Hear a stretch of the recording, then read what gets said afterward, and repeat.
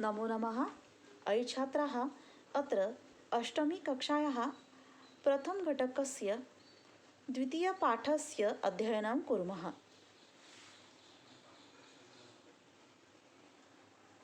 सर्वनामाने। या ठिकाणी आपण सर्वनामांचा अभ्यास करणार आहोत. दोन वेगवेगळ्या प्रकारची सर्वनाम आपण बघणार आहोत. साधी सर्वनाम, हा, ही, तो, ती, आणि दुसरा प्रकार आहे प्रश्नार्थक सर्वनाम. आता आपण साधे सर्वनाम बघूया. एतद. एतद म्हणजे हा, ही आणि हे. या ठिकाणी हा म्हणजे पुल्लिंग, ही म्हणजे स्त्रीलिंग आणि हे म्हणजे नपुंसकलिंग. येथे आपण फक्त पुल्लिंग आणि स्त्रीलिंगाचा अभ्यास बघणार आहोत. एतद पुल्लिंगाचं रूप आहे एषः. एतद स्त्रीलिंगाचं रूप आहे एषा. एषः म्हणजे हा, एषा म्हणजे ही. आता आपण तद या सर्वनाम बघूयात. तत् पुल्लिंगाचे रूप आहे सह. सह म्हणजे तो. तत् स्त्रीलिंगाचे रूप आहे सा. सा म्हणजे ती. एतत् पुल्लिंग एषः, एतत् स्त्रीलिंग एषा, एतत् पुल्लिंग सह, तत् स्त्रीलिंग सा. एषः, हा, एषा, ही, सह, तो, सा, ती. एतत् हे पुल्लिंग आणि स्त्रीलिंगाची रूपं आहेत. ही त्यावेळेला वापरतात ज्या वेळेला एखादी व्यक्ती आपल्या जवळ असेल, त्यावेळेला हा आणि ही संबोध केला जातो. आणि तत् पुल्लिंग आणि स्त्रीलिंगाची रूपं ही थोड्या दूर अंतरावर असलेल्या व्यक्तींसाठी वापरले जाते. उदाहरणार्थ तो आणि ती. लांब असतील, दूर असतील तर तो आणि ती वापरल्या जातं. जवळ असतील तर हा आणि ही वापरल्या जातं. आता आपण कह बघूयात. कह हे प्रश्नार्थक सर्वनाम आहे. याच्या साहाय्याने प्रश्न विचारला जातो. कह हे पुल्लिंगाचे रूप आहे. या ठिकाणी एक चित्र दिसतंय तुम्हाला. या चित्रामध्ये एक मुलगा आहे. एषः असीमः. हा मुलगा अगदी जवळ आहे म्हणून आपण पुल्लिंगामधील एष हे रूप वापरूयात. हा असीम आहे. एषः असीमः. एषः चलती. हा चालतो. कह चलती. एषः म्हणजे हा. हा असीम चालतो. कह चलती. कोण चालतो. या प्रश्नाचे उत्तर आपण दिले. एषः असीमः चलती. हा असीम चालतो.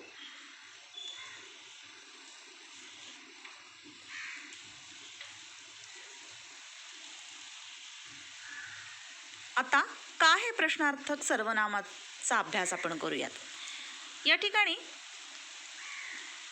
एक मुलगी दिसतीये आणि ती जवळ आहे म्हणून आपण एषा हे स्त्रीलिंगी सर्वनाम या ठिकाणी वापरू शकतो. एषा निलिमा.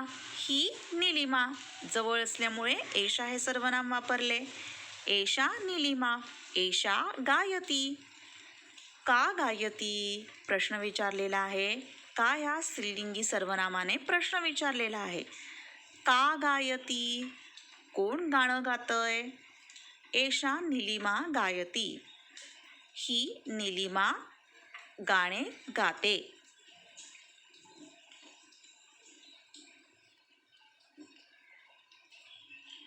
आता आपण बघूया पुल्लिंग.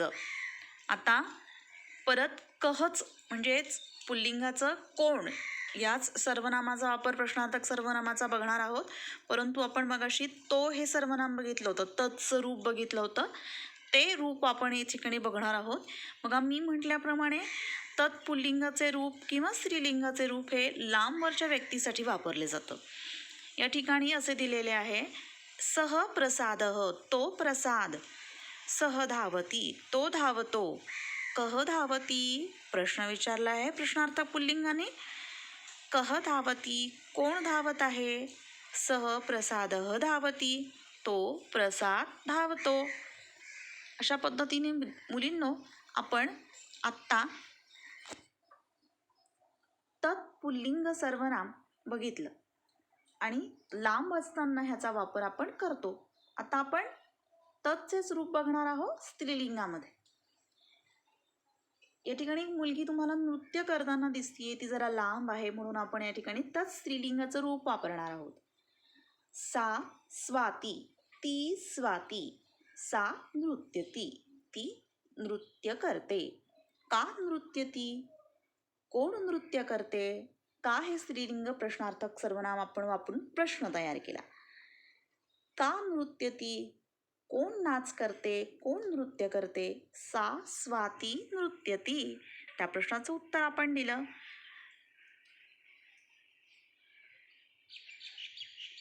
आता आपण भाषाभ्यास बघणार आहोत. तत्पूर्वी मी जरा तोंडी तुमचं सराव घेते. आपण आता 2 प्रकारची सर्वनाम बघितली. एक साधी सर्वनाम, त्यामध्ये एतत् पुल्लिंग आणि स्त्रीलिंग बघितलं. एतद म्हणजे हा पुल्लिंग आणि एषा म्हणजे स्त्रीलिंगातील ही असा अर्थ होतो. तद हे पुल्लिंगातील सर्वनाम आहे सह आणि तत् स्त्रीलिंगातील सर्वनाम आहे सा. आणि प्रश्न आपण कह आणि का या प्रश्नार्थक सर्वनामांनी प्रश्न तयार केलेले आहेत. या ठिकाणी भाषा अभ्यास आपण बघणार आहोत. कृती पहिली. छात्राः मंजुषा द्वयस्य साहाय्येन वाक्यानि वदन्ति. आपल्याला आता मंजुषा म्हणजे 2 याद्या दिसणार आहेत या ठिकाणी खाली आणि त्यांच्या मदतीने आपल्याला वाक्य तयार करायची आहे. संस्कृतमध्ये तुम्ही सर्वनाम वापरायची आहेत. एषा, एस, एषः, सह, सा ही सर्वनाम वापरायची आहेत. आणि प्रश्न जरी तयार करता आले तर आणखीनच उत्तम आहे.